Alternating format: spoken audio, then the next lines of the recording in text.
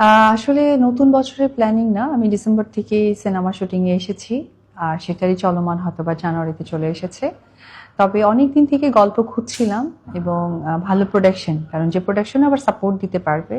আমরা আসলে চলচ্চিত্রের অনেক কাজগুলো কিন্তু থমকে গেছে, পিছিয়ে গেছে।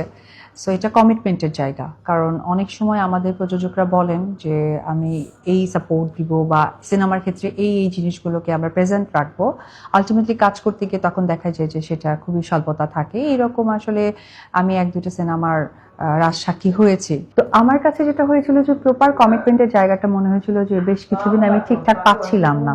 তো যেহেতু আমি ঠিকঠাক ভাবে পাইনি, আবার পরবর্তী সময় পেয়ে গেছি দুটো সিনেমাতে।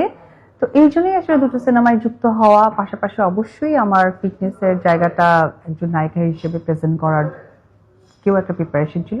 ওভারঅল মিলে আসলে সিনেমা দুটোর যাত্রা করা। আমার তো মনে হয় আগের অপু বিশ্বাসের থেকেও বেশি শুকনো লাগছে, কারণ আগের অপু বিশ্বাসে যে সিনেমাটা আপনারা দেখেছেন, আমিও দেখি, আমার চোখের সামনেও আসে, তখনও যে আমার একটা বাল্কি ব্যাপারটা ছিল বা একটা কি বলে একটা ওয়েটি ব্যাপারটা ছিল, সেটা অনেকটা এই রাইট নাও আমি কমিয়ে ফেলেছি। কারণ আমার কাছে মাথায় রাখতে হবে 2025 কিন্তু শেষ 2026। সো কম্পিটিশন এখন অনেক বেশি। আগে আমাদের সিনেমাগুলো কিন্তু আমরা একটা জায়গায় গণ্ডির মধ্যে দেখতাম, এখন কিন্তু সিনেমাগুলো এখন সোশ্যাল মিডিয়া এত বেশি স্ট্রং হয়ে গেছে যে খুব দ্রুত সকলের কাছে পৌঁছে যায় সকলের সমস্ত কিছু। সো এই সব চিন্তাধারা থেকেই মনে হয়েছে যে আমার পারফেকশনটা কোথায় আসা উচিত, কিভাবে আসা উচিত, এটা আসলে বিবেচনা। আর অল্প সময় দিয়ে কথা না, আসলে মানুষ চাইলেই অনেক কিছু পারে। সো আমিও তো মানুষ, তার ব্যতিক্রম না, তাই আমিও পেরেছি। তা আমি কোনো ব্যক্তিকে ধরে না, আমি আসলে আমার দর্শকদেরকে ইন্সপায়ার বলবো, কারণ দর্শকরা সবসময় আমাকে সাপোর্ট করেছে। আর বেসিক্যালি আমার যারা ফ্যান ফলোয়ার আছে, আমার ভক্তরা আছে, তাদেরও একটা নিজস্ব ইচ্ছা শক্তি চাহিদা আছে তার শিল্পীর প্রতি। সো আমার কাছে মনে হয়েছে যে আমার পরিবারের পর এই যে দর্শক আমাকে বাঁচিয়ে রেখেছে, আমাকে সাপোর্ট দিয়েছে আমার ভালো মন্দে দুঃখে সমস্ত সময়, সো তাদের দায়িত্ববোধটাই আমার আসলে বেশি কাজ করেছে।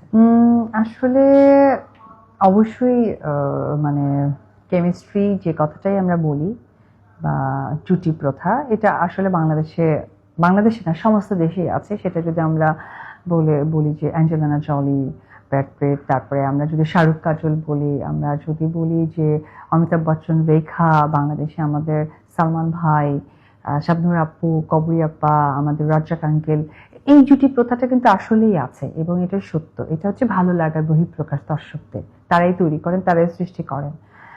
কিন্তু অন্য আর্টিস্টের ক্ষেত্রে কিছু হবে, এটা আসলে অভিনয়। একজন অভিনয় শিল্পী যে কোনো অভিনয়ের সাথে যেমন নিজেকে মানিয়ে নেয় এবং সেই শিল্পীদের সাথে নিজেকে মানিয়ে নেয়। তবে আমি সো লাকি যে আমার দুর্বার সিনেমার হিরো হচ্ছে সজল নূর, যে অনেক এক্সপিরিয়েন্স একজন আর্টিস্ট। আমার সৌভাগ্য হয়েছে তার সাথে কাজ করার এবং তার সহযোগিতাপূর্ণ কাজ আমার কাছে ভীষণ ভালো লেগেছে। এবং সিক্রেট সিনেমার কাজ ভেরি সুন শুরু হবে, কিন্তু যে দুইজন কো আর্টিস্ট আমার সাথে থাকবেন, আদর আজাদ এবং পীযূষ সেন, আর আমার ডিরেক্টর হচ্ছে বন্ধন বিশ্বাস, যার সাথে আমি দুটো কাজ করেছি আমার নিজস্ব প্রোডাকশন সহকারে। আসলে আমার কাছে কখনোই এই কম্পেয়ারটা হয় না, আমি যে কোনো সেটে যে কোনো আর্টিস্টের সাথে খুব সহজেই মিশে যাই, কারণ আমার কাজটা ইম্পর্ট্যান্ট, আমার সাথে পরিচয় হওয়াটা ইম্পর্ট্যান্ট নয়। সো কাজের জায়গা থেকে, কাজের কমফোর্টেবল জায়গা থেকে আমার কাছে মনে হয় যে যে শিল্পী আসুক, যত নতুন আসুক, যত অনেক পুরনোই আসুক না কেন, বা তার সাথে কাজ হয়নি, দেখা হয়নি, ওটা ইম্পর্ট্যান্ট না। ইম্পর্ট্যান্ট হচ্ছে আমার ক্যারেক্টার অ্যান্ড কাজ সুন্দরভাবে প্রেজেন্ট করা। Next level, well done, side by side, free.